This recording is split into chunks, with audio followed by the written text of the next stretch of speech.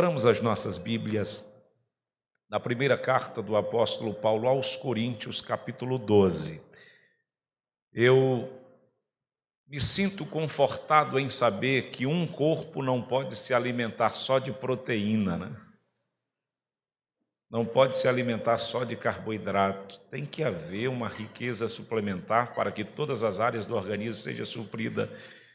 E sem escapismo nenhum, eu sei do quanto que Deus tem falado com vocês durante esses dias no Congresso de Famílias. Instrumentos afinados passaram por aqui. Generais de Deus. Eu estou como um pequeno pardal achando guarida, né, na casa de Deus. Se Ele assim aprouver e quiser me usar, certamente que a minha gratidão acrescerá. Se não, eu continuarei servindo e os irmãos tenham misericórdia de mim. Amém? Vamos à carta de Paulo aos Coríntios, primeira carta, capítulo 12. Nós leremos os 7 primeiros versículos, depois leremos do versículo 12 a seguir. Serei extensivo nessa leitura, mas creio que a Bíblia é um livro vivo e que ao lermos nós ouvimos Deus falar conosco. Os que encontraram podem sinalizar dizendo amém. Eu estou usando a Nova Almeida atualizada, tá bom? Irmãos, não quero que vocês estejam desinformados a respeito dos dons espirituais. Vocês sabem que quando eram gentios, se deixavam conduzir aos ídolos mudos conforme vocês eram guiados. Por isso quero que entendam que ninguém que fala pelo Espírito de Deus afirma anátema Jesus. Por outro lado, ninguém pode dizer Senhor Jesus, senão pelo Espírito Santo. Ora, os dons são diversos, mas o Espírito é o mesmo. E também há diversidade nos serviços, mas o Senhor é o mesmo. E há diversidade nas realizações, mas o mesmo Deus é quem opera tudo em todos. A manifestação do Espírito é concedida a cada um, visando um fim proveitoso. Versículo 12. Porque assim como o corpo é um e tem muitos membros, e todos os membros, mesmo sendo muitos, constituem um só corpo, assim também é com respeito a Cristo. Pois em um só Espírito todos nós fomos batizados em um só corpo, quer judeus, quer gregos, quer escravos, quer livres, e a todos nós foi dado beber de um só Espírito. Porque também o corpo não é um só membro, mas muitos. Se o pé disser, por que não sou mão, não sou corpo, nem por isso deixa de ser corpo. Se o ouvido disser, porque não sou olho, não sou do corpo, nem por isso deixa de ser do corpo. Se todo o corpo fosse olho, onde estaria o ouvido? E se todo ele fosse ouvido, onde estaria o olfato? Mas Deus dispôs os membros, colocando-os cada um deles no corpo, como ele quis. Se todos, porém, fossem um só membro, onde estaria o corpo? O certo é que há muitos membros, mas um só corpo. Os olhos não podem dizer à mão, não precisamos de você. E a cabeça não pode dizer aos pés, não preciso de vocês. Pelo contrário, os membros do corpo, que parecem ser mais fracos, são necessários. E os que nos parecem menos dignos do corpo, a estes damos muito maior honra. Também os que em nós não são decorosos, revestimos-nos de especial honra, ao passo que os nossos membros nobres não têm necessidade disso. Contudo, Deus coordenou o corpo concedendo muito mais honra àquilo que menos tinha, para que não haja divisão no corpo, mas para que os membros cooperem com igual cuidado em favor uns dos outros. De maneira que, se um membro sofre, todos sofrem com ele. E se um deles é honrado, todos os outros se alegram com ele. Ora, vocês são o corpo de Cristo e individualmente membros desse corpo. Quem pode dizer amém? Como proposto na apostila dos irmãos, nós nos dedicaremos nessas 5 oportunidades a falar sobre serviço. Como que as famílias podem servir o corpo de Cristo? Como que isso se constitui? Como que se dá essa dinâmica? Eu dividi as preleções e eu começo hoje falando sobre membros posicionados no corpo de Cristo para servir. Eu vou falar hoje sobre membros posicionados no corpo de Cristo para servir. Para isso, eu gostaria de pensar com os irmãos sobre o termo serviço numa perspectiva geral. Os conceitos do termo serviço, à luz das Escrituras, eles são predominantemente de natureza religiosa. Todas as vezes que você se depara com esta expressão ou com esta prática, ainda que não esteja expressa no texto, você percebe que sempre isto está ligado à relação de fé, à relação religiosa. E no Novo Testamento, nós temos 3 termos que sintetizam esta ação do serviço. O primeiro termo está em Efésios, capítulo 6, versículo 7. Alguns chamam de douléu. Se refere ao servo doulos, que se reporta a um escravo ou alguém que faz um serviço, ou a prática do serviço. O doulos, o servo, pratica uma ação douléu de serviço. Ele serve. E Paulo, ao escrever à igreja de Éfeso, ele usa essa expressão. A outra expressão é latreia. É uma expressão que está presente no padrão de culto. Paulo, escrevendo aos Romanos, no capítulo 12, conseguindo esse termo. Mas em João, capítulo 16, versículo 2, dadas as palavras de Jesus, nos é também apresentado como uma forma de prestação de serviço, profundamente ligada à relação espiritual. E por último, nós temos a leiturgia ou leiturgia, como alguém assim o prefira chamar, em 2 Coríntios capítulo 9, versículo 12. Isso se refere ao ofício sacerdotal, caridoso, ao serviço litúrgico.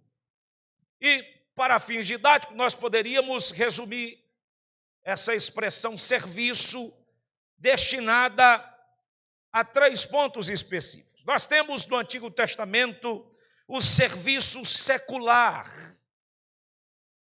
O serviço secular é identificado nos pontos em que Jacó serve a Labão pelas suas 2 filhas.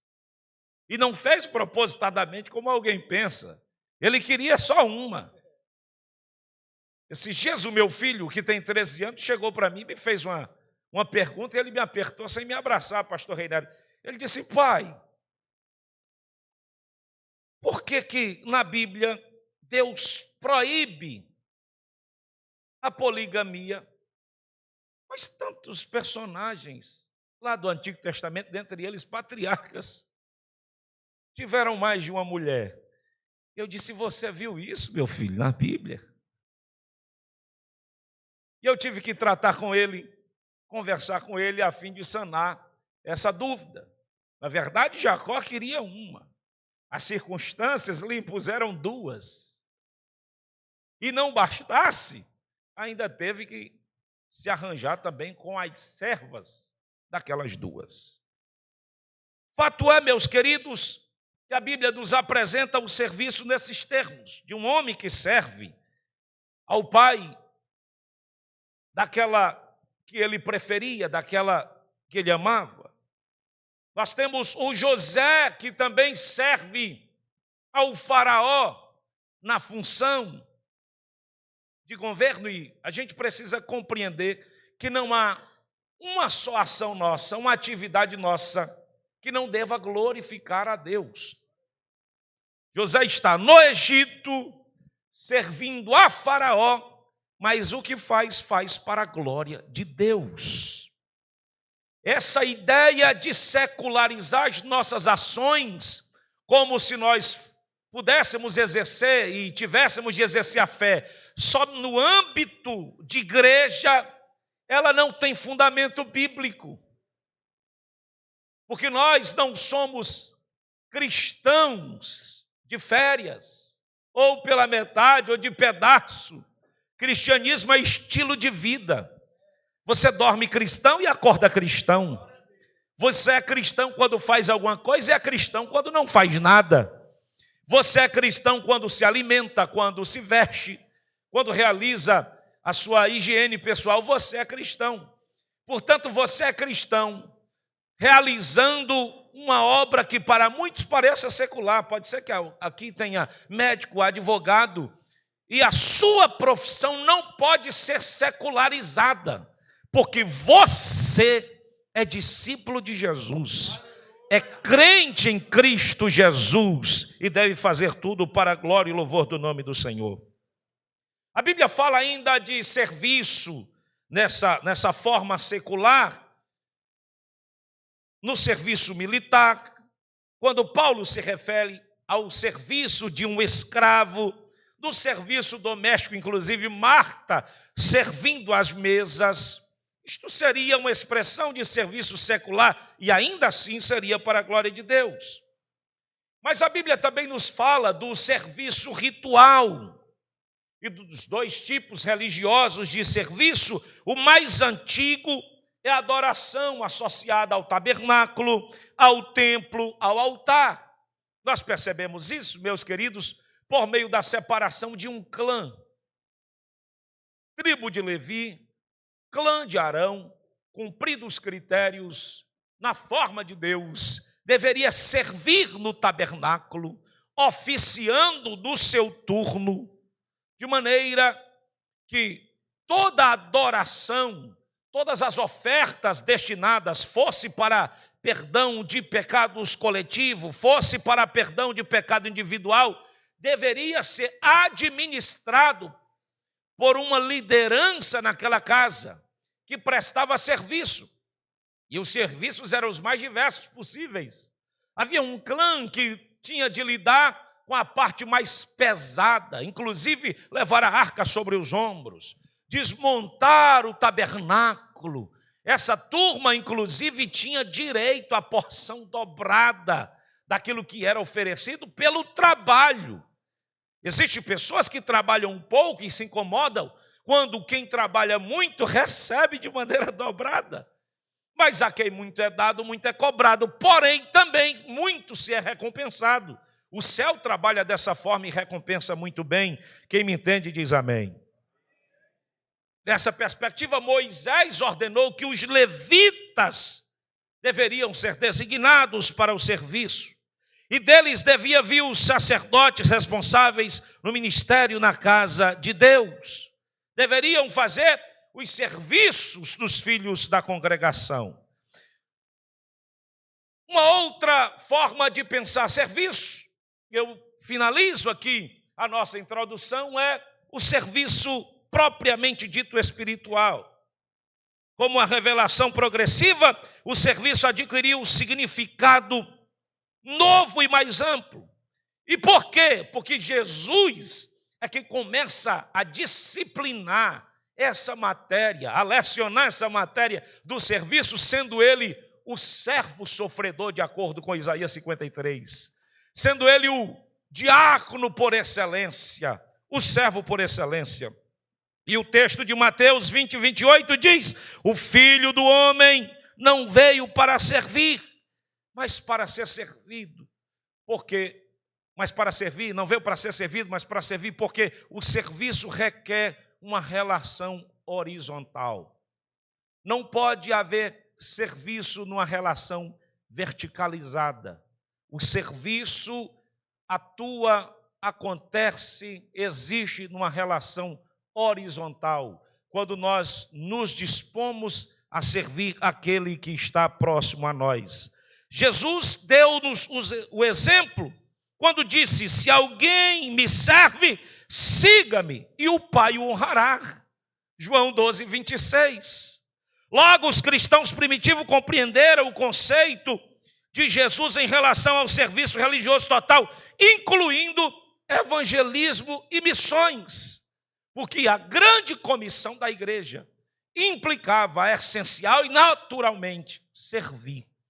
Não se pode dedicar-se à grande comissão se não tiver a disposição para servir. Por último, o apóstolo Paulo, falando a esse respeito em sua primeira carta, no capítulo 3, do versículo 8 ao 13, deixa bem claro que a mais alta classe de leigos da igreja seria chamado de diácono. Eles estavam prontos e dispostos a servir. Quem me entende diz amém. Então, posta essa rápida compreensão bíblica sobre serviço, é urgente que nós apliquemos no viver diário, a fim de que transformemos clientes de igreja em servos. Nós vivemos uma época em que a igreja se transformou em empresa, em que é preciso entreter, em que se usa uma técnica comercial, em que as reuniões versam em torno de como fazer para atrair, como fazer para manter, ignorando inclusive a força motriz desse organismo, desse ente, desta comunidade. Porque tudo deveria ser pensado a partir das Escrituras, a partir do manual do fabricante, a partir da vida do Espírito Santo na vida da igreja.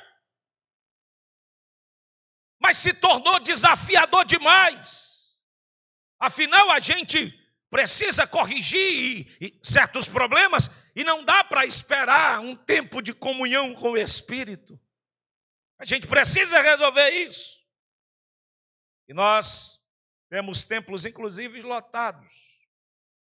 Mas não é de discípulos, não é de membros. Não são pessoas que têm um sentimento de pertencimento, são clientes. Quem é que vai pregar hoje? Quem é que vai cantar hoje? O que é que tem hoje? Olha, isso está faltando. Eu preciso falar com o pastor porque está faltando essa mercadoria na prateleira da Dediceu. Então a gente precisa começar a cobrar os nossos direitos. E de repente a relação do membro se transformou, se reduziu a uma relação estatutária onde alguém tem direitos, mesmo ignorando deveres. Mas o Senhor fala conosco esta noite, que nós precisamos, nessa compreensão bíblica do serviço, aplicar urgentemente no viver diário. Não pode ficar só na teoria. Entender de serviço, saber de serviço, é preciso aplicar no viver diário, a fim de que a gente transforme clientes de igreja em servos, consumidores em produtores e discípulos em fazedores de discípulos. Esta é a nossa missão. Nós precisamos dessa compreensão esta noite. Eu sou discípulo. Eu não sou inútil, eu sou útil, eu estou aqui para produzir. Porque no reino quem não produz é cortado, lançado fora. Tem que ter fruto. Não existe árvore de enfeite na igreja. A igreja é um grande pomar. Toda árvore tem que dar fruto para que não seja cortada e lançada fora. Você não é cliente, você é servo. Diga comigo, eu não sou cliente da igreja. Eu sou servo de Cristo. Aleluia. Diga, eu fui chamado para produzir, para fazer discípulo. Dito isso, meus queridos, nós começamos a refletir da nossa temática sobre membros posicionados no corpo de Cristo para servir. Como eu e minha família estamos posicionados no corpo de Cristo? Como eu e minha família estamos posicionados no corpo de Cristo? Eu, minha esposa, os meus filhos, você, como vocês estão posicionados no corpo de Cristo? Essa posição é uma posição gerenciada por você, gerenciada pelo pastor? Como que nós somos posicionados no corpo de Cristo? Quem nos posiciona no corpo de Cristo? Com que fim e para que nós somos posicionados no corpo de Cristo? Nós precisamos compreender que uma vez batizados pelo Espírito no corpo de Cristo, enxertados na videira, nós devemos fluir na consciência de nosso papel no corpo e o propósito na vida do corpo. Dito isso, é fato, é uma verdade bíblica, que quem nos inseriu no corpo foi o próprio Deus. Olha o que diz o versículo 18. Mas Deus dispôs os membros, colocando cada um deles no corpo como Ele quis. Eu pergunto esta noite, quem dentre nós aqui se compreende como membro no corpo de Cristo? Quem aqui é membro no corpo de Cristo? E quem foi que te colocou no corpo? Quem foi que te colocou no corpo? Aleluia. Não é fruto da vontade humana. Vontade humana não é capaz de te posicionar no corpo. A vontade humana não é capaz de te inserir no corpo. Foi Deus que te inseriu no corpo. Deus que te colocou no corpo. Deus que te plantou. Deus que te enxertou lá. Então você não pode estar aqui na igreja achando assim, não, eu estou porque eu quis. Porque isso vai te levar a começar a questionar a tua posição no corpo. Porque se você está aqui porque quis, inclusive, a posição no corpo de Cristo também é fruto das suas habilidades, da sua escolha. E não compreenda mal, não estou endossando aqui uma doutrina contrária àquela que é tradicionalmente assembleiana. O que eu estou falando é o que o texto diz, mas Deus dispôs os membros, colocando cada um deles no corpo como Ele quis. Por isso, nunca reclame da sua posição no corpo. Eu estou chateado porque eu sou pé. Eu estou chateado porque eu sou braço, eu sou mão. Sou dedo minguinho lá do pé. Nunca ouse questionar a sua posição no corpo. Você está onde Deus quis colocar você. Diga para alguém, você está onde Deus quis colocar você. E conversa que Deus quis me colocar aqui, pastor. Ora que conversa. O senhor não sabe o que eu passo, o que eu enfrento. Não teria Deus domínio e controle sobre as coisas? E Deus agora virou um velho gagá que não sabe mais o que faz? E o que foi que aconteceu com o oleiro para que o barro chegue para ele e diga agora o que ele tem de fazer ou deixar de fazer? Ele continua sendo oleiro. Ele sabe trabalhar com o vaso. Ele sabe trabalhar com o barro. Então não se preste a esse papel que promove insatisfação, de ficar questionando a sua posição no corpo. Eu estou onde Deus quis me colocar. E é aqui que eu vou gerar. E é aqui que eu vou produzir. E quando Ele quiser me tirar desta posição para me colocar numa outra posição, será por sua graça, favor e infinita misericórdia. O que tem de gente na igreja, obreiros, questionando isso, varões questionando isso. Não bastasse questionar a sua posição, eles questionam a posição do outro. Quem foi que colocou isso lá? Olha aí. Não deveria estar lá, não. Deveria estar lá, sou eu. É um braço dizendo para o outro braço: olha, tu está no meu lugar. Quem deveria estar aí sou eu. É o pé dizendo para o olho: olha, quem deveria estar aqui era você. Aqui no chão, eu aqui deveria estar aí nas alturas. Vez por outra na igreja tem esse conflito. Pastor, tem. Teve na igreja dos tempos bíblicos, por que não vai ter hoje? Hoje aqui tem mesmo. Ora, se hoje aqui tem, mas a palavra que disciplinou aquelas condutas é a mesma que disciplina essas condutas hoje. Bendito seja o nome do Senhor. Você pode se alegrar pela posição em que foi colocado no corpo de Cristo. Você pode se alegrar com isso. Não importa qual a minha posição, estar no corpo é um grande privilégio. Não importa qual a minha posição, estar no corpo é um grande privilégio. E eu louvo a Deus por isso. Agora, o fluir dessa consciência do nosso papel no corpo e no propósito do corpo se dá por meio de 3 compreensões. Primeira compreensão: o serviço dos membros do corpo de Cristo como parte essencial de sua existência. O serviço dos membros do corpo de Cristo como parte essencial de sua existência. E aí a gente parte da afirmação de que um membro, para estar no corpo, deve ter a sua utilidade. Um membro, para estar no corpo, deve ter a sua utilidade. Quando num corpo um membro não funciona, ele começa a dar problema. Esse corpo não é pleno. Um corpo cujos membros não funcionam como deve funcionar, não é pleno, não é completo. E às vezes as pessoas falam da igreja que não acontece, que não está, olha, as coisas não estão funcionando. O problema não é o corpo, é o membro que não está operando no corpo. É o membro que não está funcionando no corpo. E Paulo usa essa metáfora no texto em que nós estivemos lendo. A metáfora do corpo, para falar da igreja por 2 razões principais.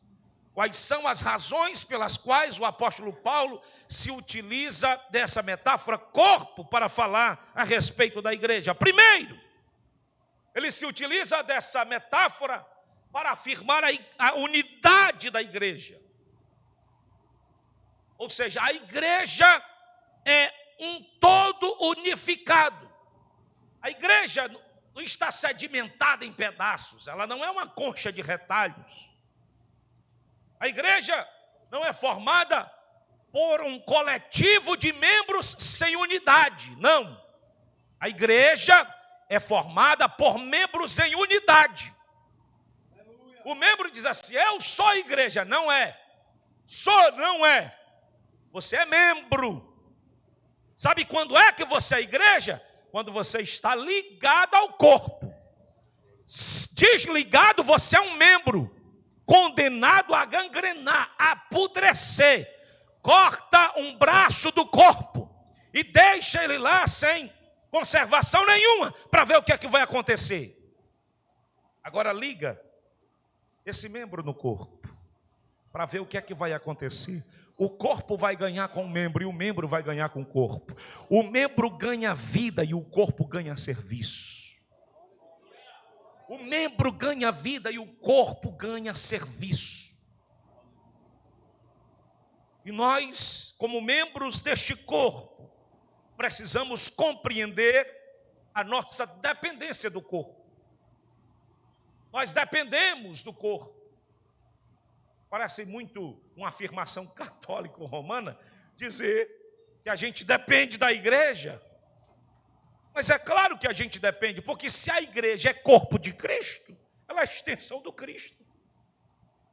E as grandes obras realizadas na terra, no aspecto de serviço, são realizadas através da igreja. A grande comissão foi confiada à igreja.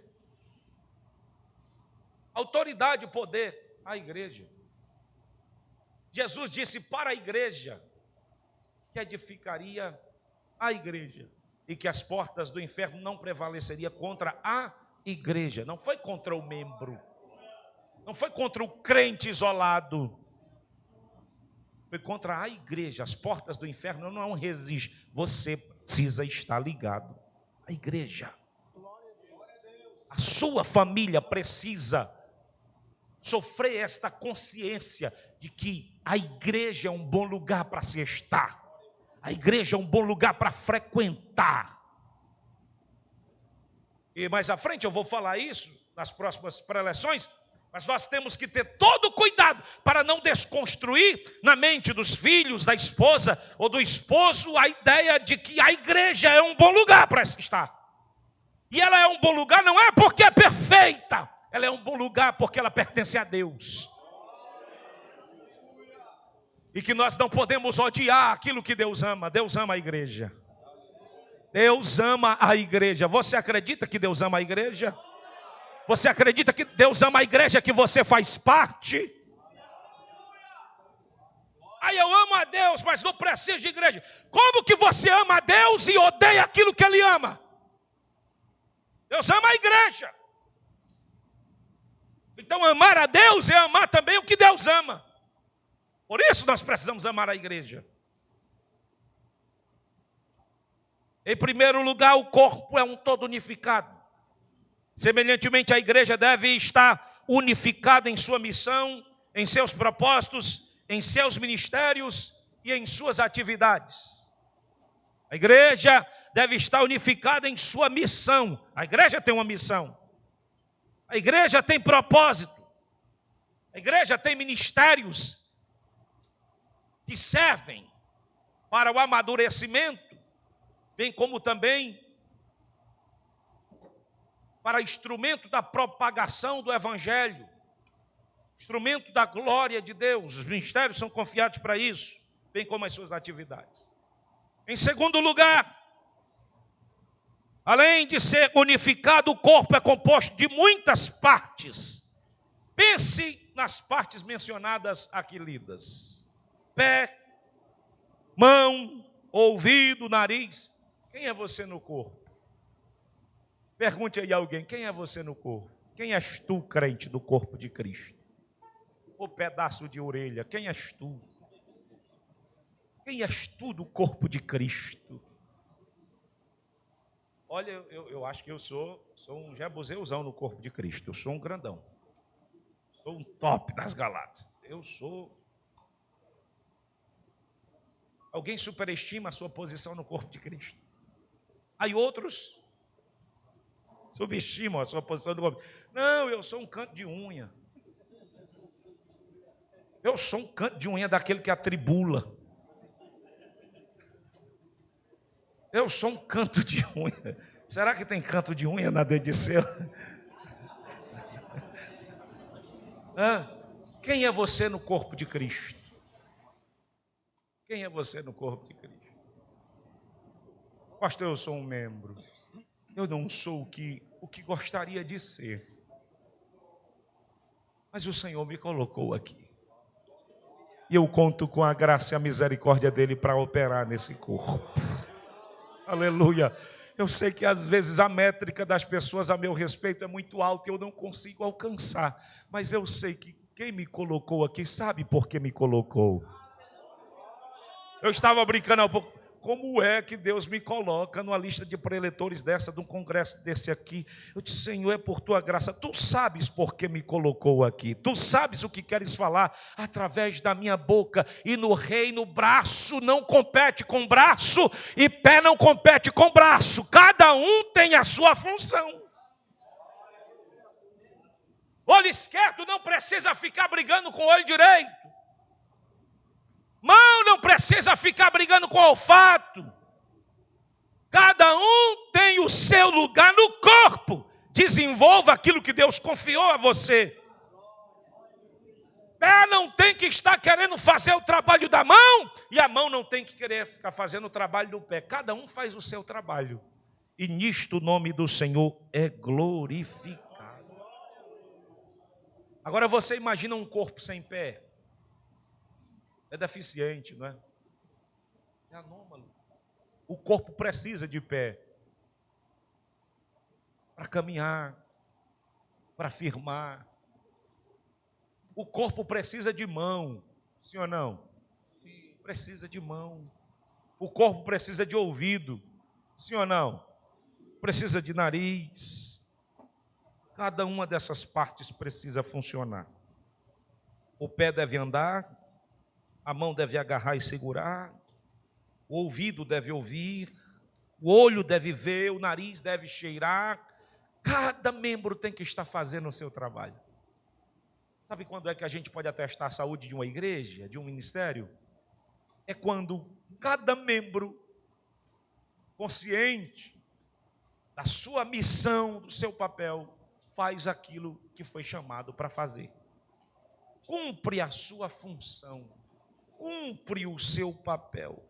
Qualquer membro do corpo que não funciona é contrário à sua razão de ser e passa a se tornar um peso, um fardo e até um risco, e dependendo da razão do porquê, não funciona.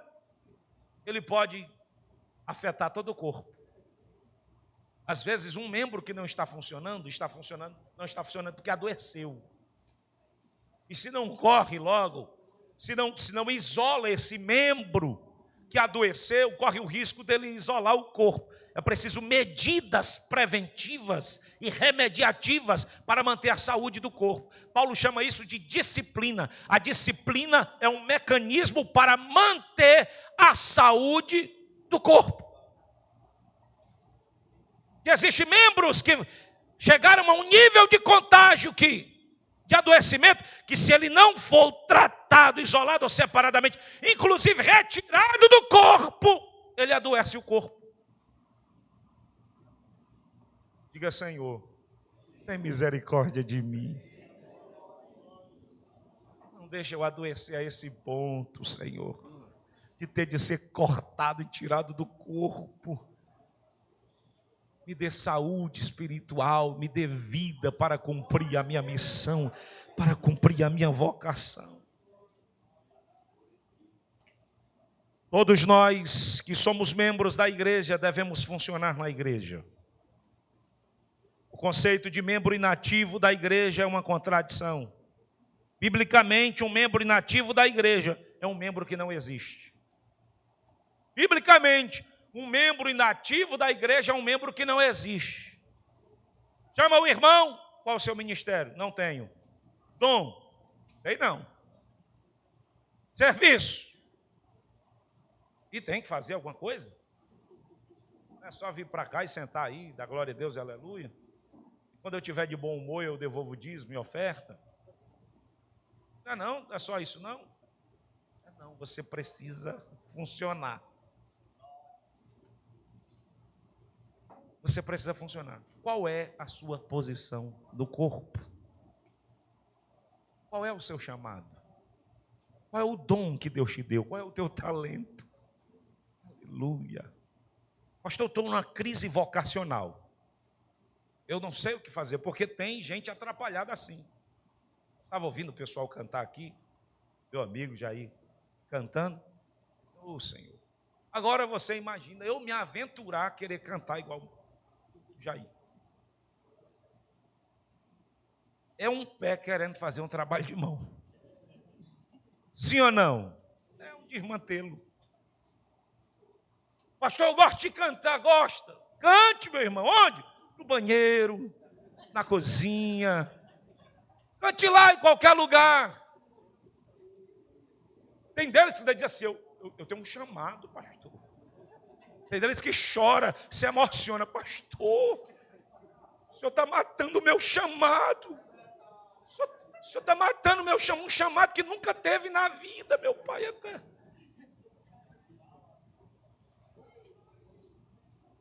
Eu sou um mestre, pastor.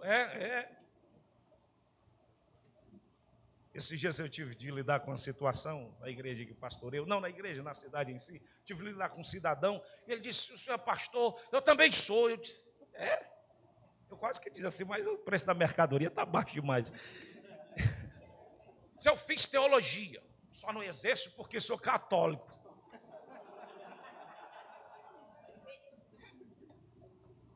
É o quê?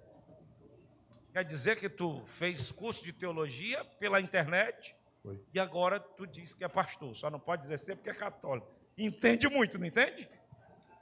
Tem um monte de crente embaraçado assim, assistindo poucos minutos de vídeo, de rios. Ele assiste ali meia hora, ele já sai um escatólogo. Já sai dali dizendo: o pastor não sabe nada de Bíblia não, quem sabe sou eu. Eu sou um mestre. O outro diz: eu sou um profeta. Ele não compreende os dons, não sabe como os dons funcionam. Ele confunde profecia com palavra de conhecimento, mas ele está lá. Ele não procura se esmerar para servir. A gente deve se esforçar e procurar saber para que nós fomos chamados. Você sabia que tem gente que é excelente diácono? Não estou falando só para obreiro. Tem gente que é excelente diácono e você diz: é um bom diácono, eu vou. Sobre a premissa de que quem servir muito deve galgar melhores posições. Aí você separa ele para o presbítero. Você perdeu o diácono e não ganhou um presbítero. E para voltar, como é que volta? Não volta, por quê? Porque institucionalmente não se tem o costume de exonerar.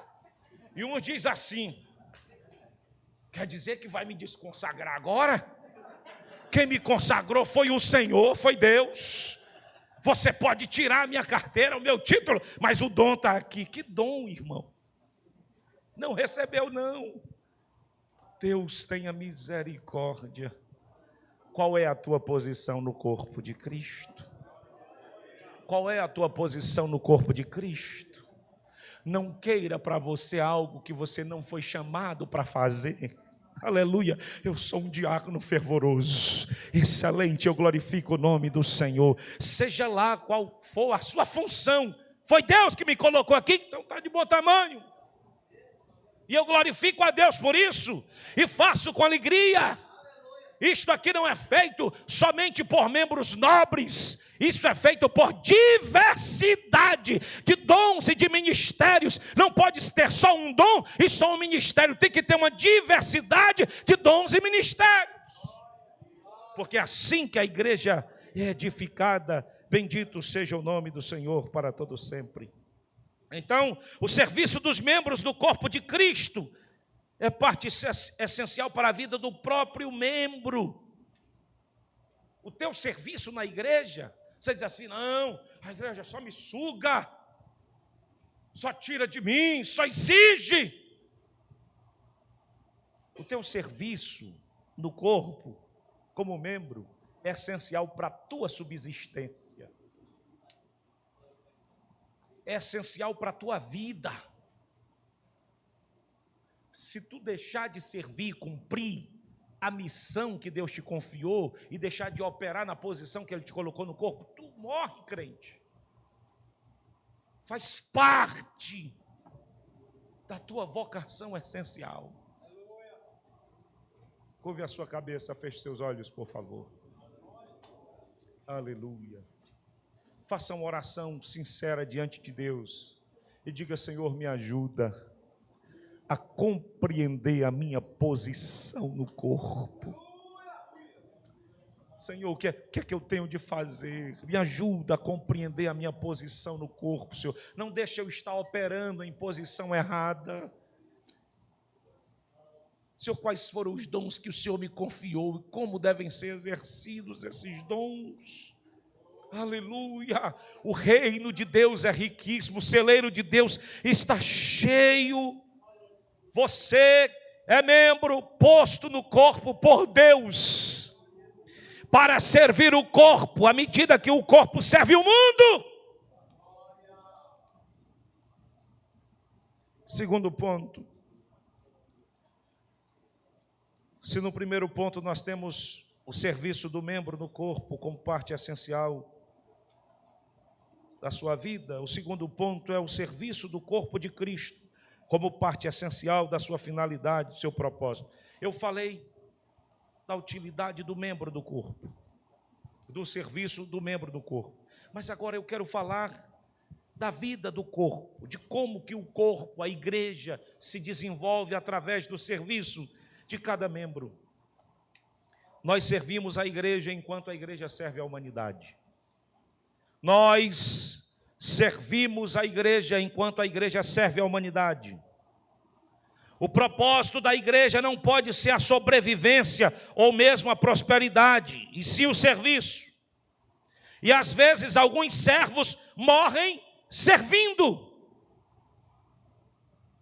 Essa luta por sobrevivência desenvolveu inclusive uma fobia de certos sistemas governamentais, como se, não, a igreja vai se acabar, a igreja vai morrer. E qual o problema? É inerente à vocação da igreja o sofrimento. A morte nunca foi estranha à vida da igreja. Onde foi que a gente se meteu? Que essa seja uma voz profética essa noite e que nos desperte. A luta da igreja não é por sobrevivência ou prosperidade. A luta da igreja é para servir. Os apóstolos morreram servindo. Os santos mártires morreram servindo. Os primeiros pais morreram servindo. E eles nunca disseram assim, vamos deixar de servir, senão a gente morre. A gente precisa sobreviver. Não, vamos continuar servindo, mesmo que a gente morra. Porque se morremos servindo, somos como semente, somos como legado. Aleluia, glória a Deus. Glória a Deus. A igreja não é convidada para sobreviver à história, e sim para servir a humanidade. A vida da igreja, meus queridos, não está nesta terra. Como não, pastor? Há muito tempo atrás, há mais de 2 décadas atrás, eu fui pregar numa igreja simples, e eu me assentei na mesa da casa do pastor. A sua esposa, uma mulher muito simples, mas uma mulher que transpirava Deus, a gente sentia Deus até na respiração, e a gente começou a falar sobre algumas situações, alguém começou a tratar alguns escândalos, como se fosse coisa nova, e ela disse, eu estava esta madrugada falando com o Senhor a esse respeito, e eu me calei, porque a gente não pode perder a oportunidade de aprender. Tem muita gente que é apressada para falar, mas quando tiver alguém que sabe mais que você, sentado numa mesa, se cale para ouvir ele.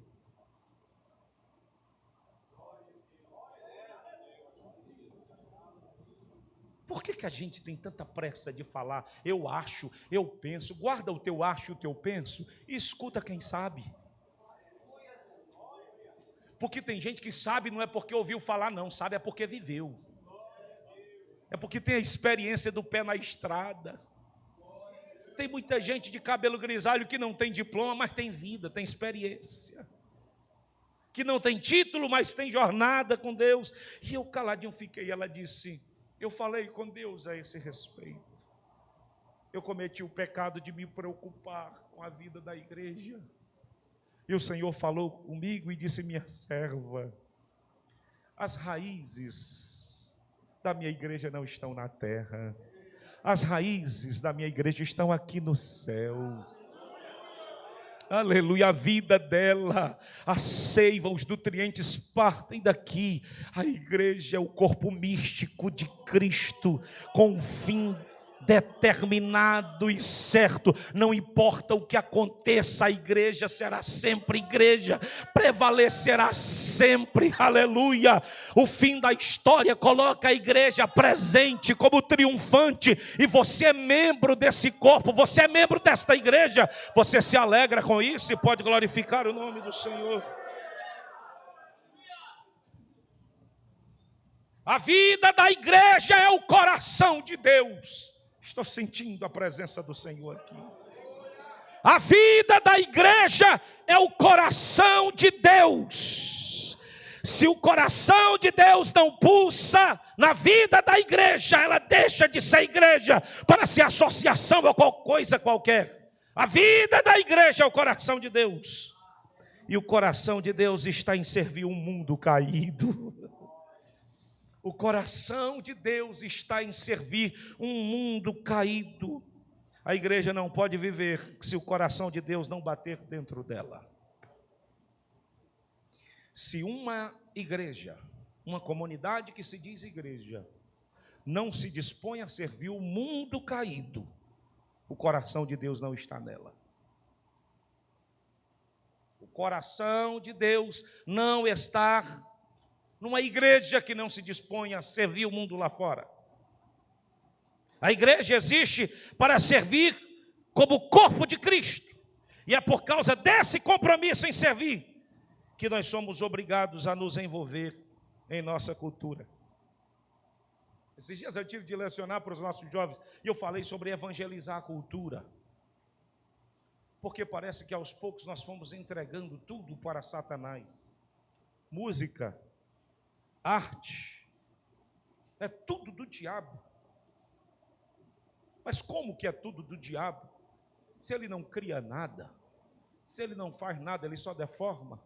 Nós precisamos evangelizar a cultura, evangelizar a música.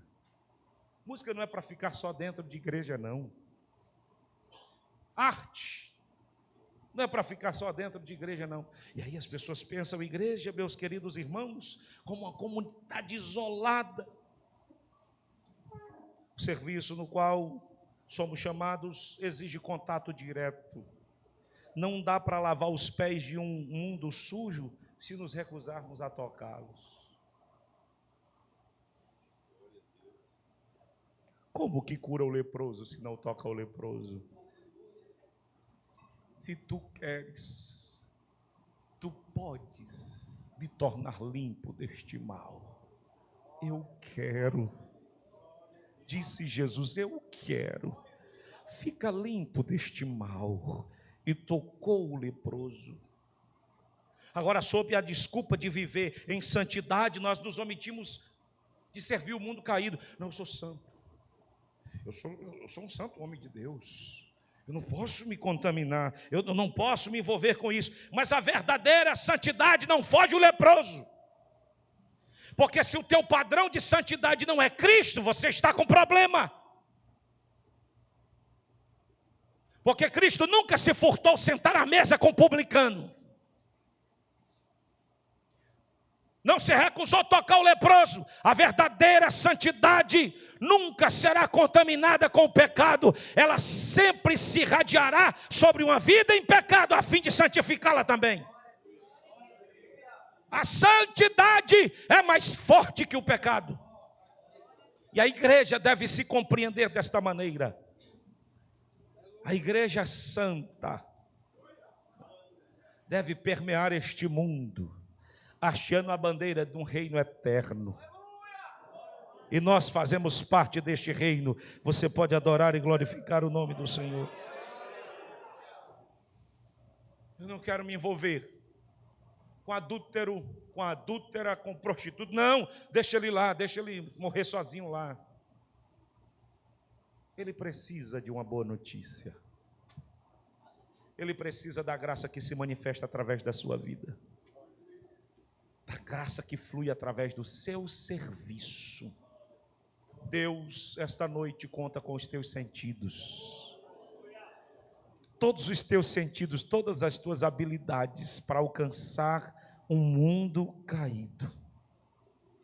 Não enviou anjos, não escolheu uma instituição governamental, escolheu a igreja de maneira que esta missão recaiu sobre você. É preciso se envolver no sentido de influenciar, no sentido de tocar, no sentido de servir. Há algo de mistério em relação a isso, mas é no serviço que a igreja encontra a sua força. Quando a igreja deixa de servir, ela perde potência, ela perde força. Isso já é provado, inclusive estão estudando nas academias. Alguém diz assim, por que os dons estão em escassez no meio da igreja? Por que a ação do Espírito? e de uma forma bem brasileira de pensar, uma forma bem pentecostal de refletir esse cenário, é que os milagres fluíam à medida que a igreja se dispunha a servir, a evangelizar. Era na obra missionária. A virtude do Espírito foi conferida para o testemunho do Evangelho, para que fossem testemunhas.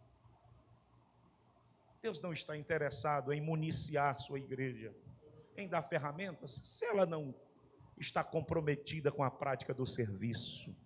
Para que Deus vai dar instrumentos a alguém que não está disposto a servir? Agora, se você servir, se prepare, porque o céu vai se abrir sobre a sua vida e vai municiar você e vai lhe dar todas as ferramentas necessárias. A igreja ganha potência, ganha força quando serve. Quando ela deixa de servir o mundo que a cerca, ela começa a atrofiar. E eu estava pensando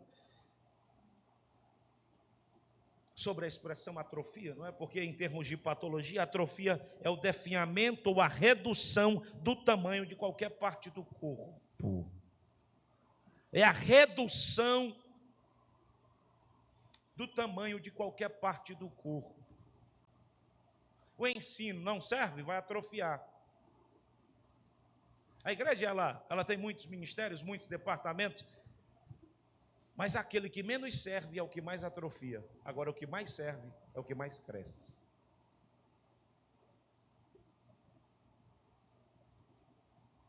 A musculatura, ela se dá em razão do exercício. Ela é robustecida em razão do exercício. Você quer ver uma igreja crescendo? Ela começa a servir. Mas não é servir uns aos outros aqui, não, ficar no conchavo, na barganha, não. É servir o mundo caído, é se fazer presente na comunidade. É por isso que a tua família serve o corpo de Cristo à medida que ela se comporta de uma forma diferente, porque a tua família não serve o corpo de Cristo somente servindo os ministérios aqui. A tua família serve o corpo de Cristo quando na tua vizinhança ela é notada como alguém que serve a comunidade. Na minha família, assim, a minha família serve muito à igreja, pastor. Olha, meu filho é da mídia, o outro é músico e a outra é líder e faz tudo isso. Tá, muito bem. E qual dessas habilidades, dessas atribuições é usada para o mundo caído? Por que a igreja agora se enclausurou dessa forma que a gente, é tudo para nós? Por que não pode sair lá? Alcançar lá?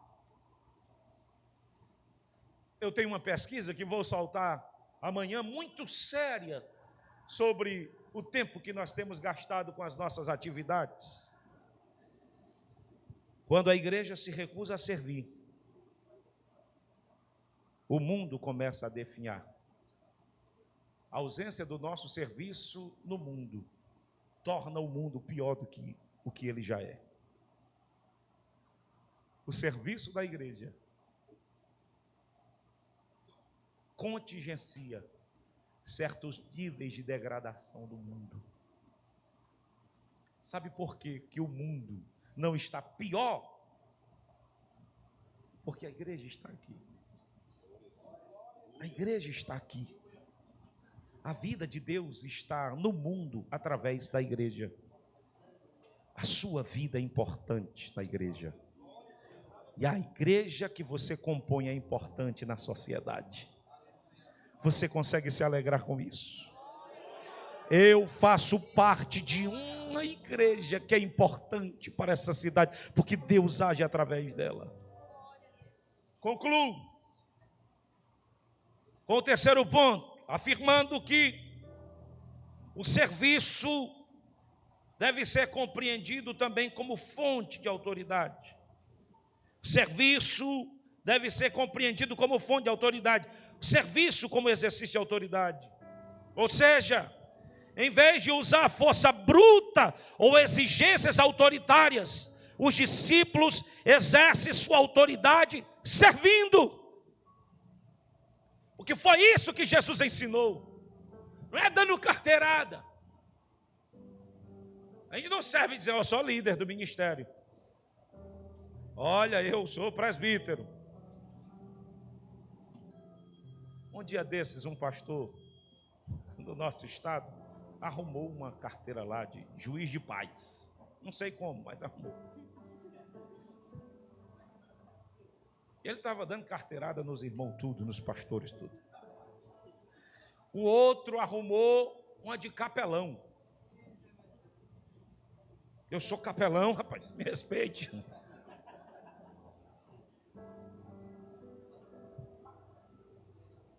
Mas no reino de Deus, a liderança, o poder da liderança, a força da liderança, não está na imposição, está no serviço.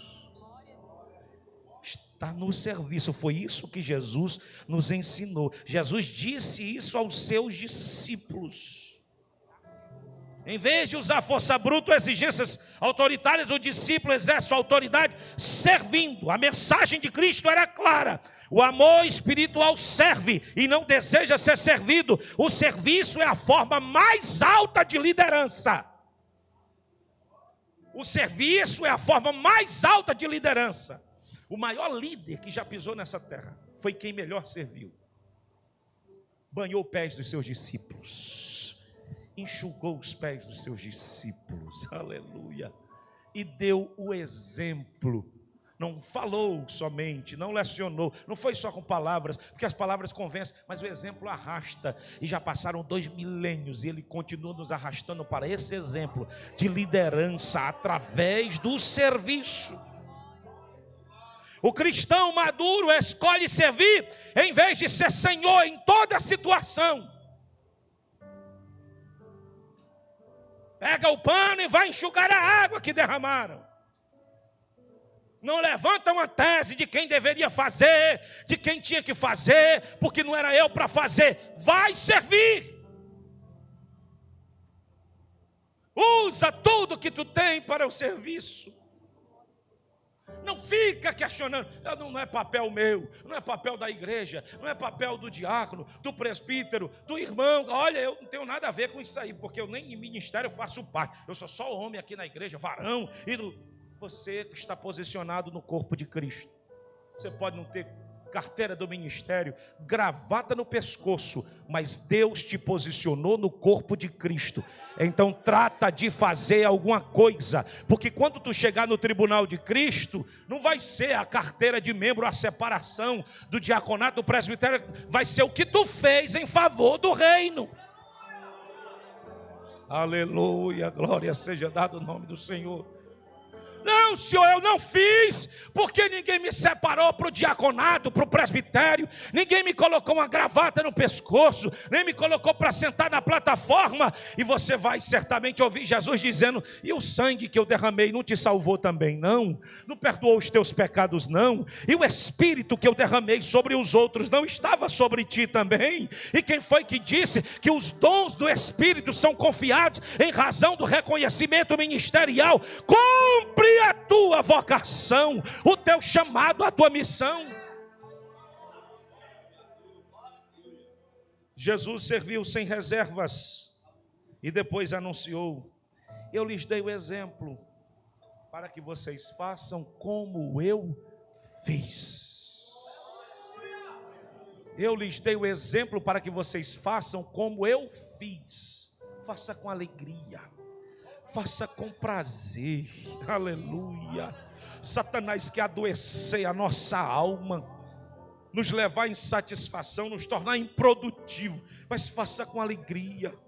Eu vou para o culto, eu estou escalado hoje. Eu não estou escalado para nada não, porque eu não sou nem do ministério, mas eu vou dar glória a Deus e aleluia. E o que precisarem de mim, eu vou colocar à disposição.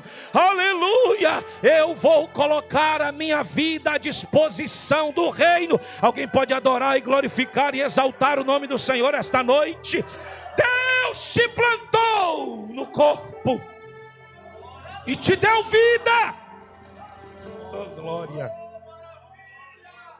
Quem sabe alguém dentre nós esta noite estava na sarjeta no outro dia, estava lá na periferia vivendo uma vida decaída.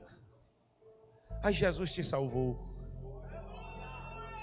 te alcançou com a graça, te envolveu com a misericórdia, te lavou com a palavra, te deu o Espírito Santo, colocou esperança no teu coração. Aí você agora pode dizer: eu sou salvo na pessoa bendita de Jesus Cristo, eu sou uma nova criatura. Não bastasse, te batizou do Espírito Santo, aí agora você fala de outras línguas, edifica-se a si mesmo. Olha que mistério, você fala em mistério com o céu, você dobra o joelho e você tem a senha, ó glória.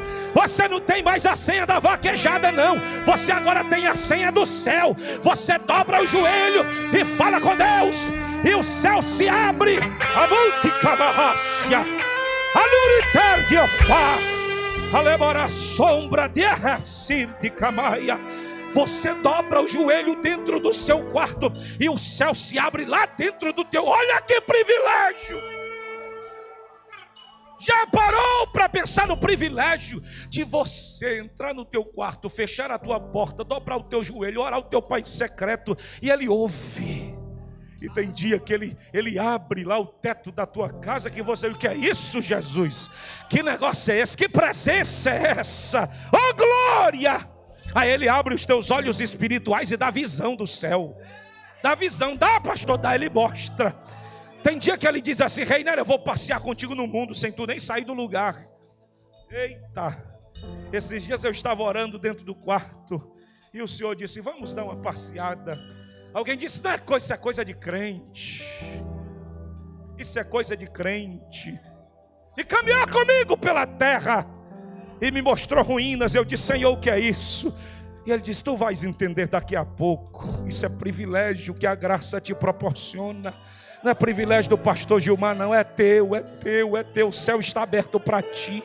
Levante essa sua mão em nome de Jesus. Oh glória, eu sei que eu vim falar sobre serviço, mas esses dias eu estou muito dedicado a falar sobre os dons, porque os dons foram confiados para o serviço. Oh glória, pastor, eu ainda não sei qual é o meu dom. O Santo Espírito, o fiel amigo, o fiel instrutor vai te instruir. Vai te instruir essa noite. E eu estou orando da palavra de conhecimento aqui, Jesus. Da palavra de sabedoria aqui, Jesus. Dá o dom da fé, dá o dom de curar, de operação de maravilhas. Dá o dom de variedade de língua, dá o dom de interpretação, dá o dom de profecia. É atual, é contemporâneo, é para hoje. Não, os dons não foram confiados para ser exercidos só em 40, 60 anos da vida da igreja, não, é por todo o tempo. Aleluia. Fique de pé adorando e glorificando o nome do Senhor. Fique de pé adorando e glorificando o nome do Senhor. Se erga como alguém que foi posicionado em Cristo pelo Senhor. Arema, ada saia, urtia, ardibirti revurti camaia, elabora sobra camácia. Estão dizendo por aí que não pode mais falar línguas estranhas. Línguas estranhas na Assembleia de Deus é parte da adoração pública e coletiva. Se tu pode se edificar dentro do quarto, tu pode se edificar na igreja. Aleluia, aleluia, aleluia, aleluia. Você que não é batizado do Espírito Santo, você foi posicionado no corpo de Cristo. O Espírito Santo te batizou em Jesus. Aí depois que o Espírito Santo te batizou em Jesus, Jesus vem e te batiza no Espírito Santo. Odi que fa, elabora sombra, oh glória, obreiros, varões precisam do revestimento de poder para vencer as lutas dentro de casa, para vencer as lutas dentro da família. Aleluia, glória a Deus. Levante uma de suas mãos, por favor. Glória a Jesus. Glória a Jesus. Você foi batizado por Jesus. Você foi batizado pelo Espírito Santo. Um dia o Espírito Santo no ato regenerador te inseriu no corpo de Cristo. E agora você está na videira. E você recebe vida. E o cabeça do corpo é Cristo. Esses dias eu liguei para um irmão para convidar para pregar na igreja.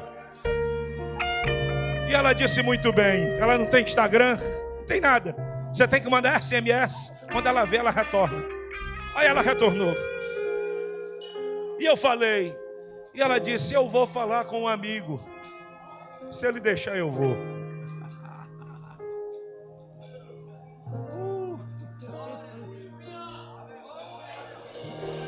Aleluia. Aí eu disse, está certo. Aí eu disse para minha esposa, foi orar e de Jesus, ela disse que a agenda dela depende do Espírito Santo. Mas a igreja aqui também é tua, viu, Jesus? Então diz lá para ela que o senhor é amigo nosso aqui. Ela ficou de ligar no outro dia, mas no mesmo dia ela ligou. Ela disse, o amigo deixou eu ir. Eu disse, eu sei que ele deixou, que ele é nosso amigo aqui também. Ei, crente, tu tem um amigo de oração? Tu está orando sozinho ou tu está orando com o Espírito Santo? Chama o Espírito Santo, ora comigo. Ora comigo, Espírito Santo, ora comigo, Espírito Santo. Ora comigo, Espírito Santo, ora comigo. E por que é bom orar com o Espírito Santo? Porque quando tu fraquejar, quando te faltar palavras, aí ele vai interceder nas tuas fraquezas. Aí ele vai orar contigo. Aí ele vai tomar a tua boca e tu vai começar a falar em outras línguas.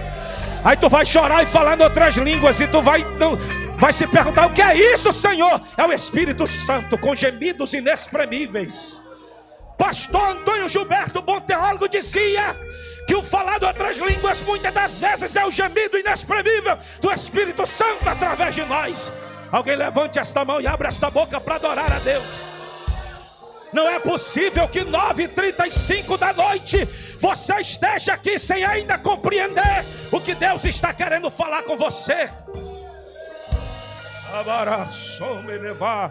O Senhor vai abrir os teus olhos. O Senhor vai curar a tua audição espiritual.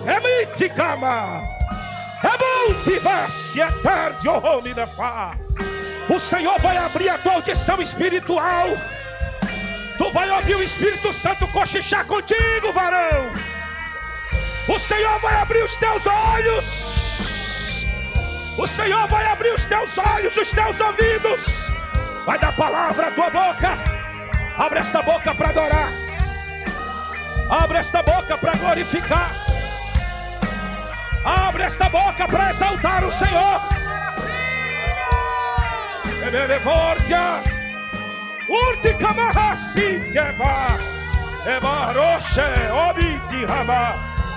Tu tens vida, tu não estás morto. Tu estás no corpo. Tu estás ligado na videira.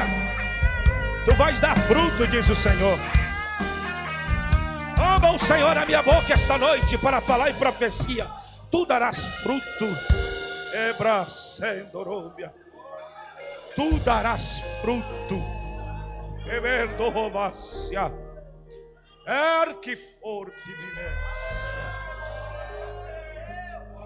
Chega o tempo de frutificação.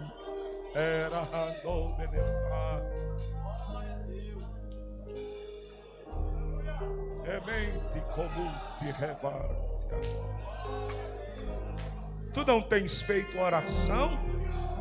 Tu não tens dito, Senhor, eu quero mais. Eu quero fazer mais para ti. Eu quero fazer mais para o teu reino. Me dá condições, habilidades. E o fiel amigo não tem te escutado? Ele te diz esta noite, eu vou te levar um tempo de frutificação. Eita glória. Eu vou te levar um tempo de frutificação. Vai crescer para o louvor da minha glória. Vai prosperar para o louvor da minha glória. E vai usar tudo que eu te der para servir. Eita, eu vou passar o microfone. Coloque as suas mãos assim. Diga, Senhor, tudo o que tu colocares diante de mim será para te servir. Oh, glória. Mantenha as mãos assim. Você crê que o céu está aberto essa noite? O que é que você está dizendo aí que não tem e por isso não consegue servir? O que é? O celeiro do céu se abriu aqui. Receba o que o céu tem para você. Receba o combustível que o céu tem para você. Você vai servir, você não vai ficar parado. Você não vai ficar numa situação de gente inútil. Visita o Senhor esta noite o teu coração e arranca toda a insatisfação. Repra, supra, parte, camarrácia. Visita o Senhor essa noite a tua alma. Repra, devassia. E arranca tudo aquilo que tem te adoecido espiritualmente. Levará sobrevá. O agricultor chegou na casa essa noite. Ele vai fazer uma boa poda. Rebante, certo? É bom de vurde, evássia. E tu terás condição de servir com alegria. Recebe óleo do céu, azeite do céu. Levanta a tua mão, exalta e glorifica o nome do Senhor.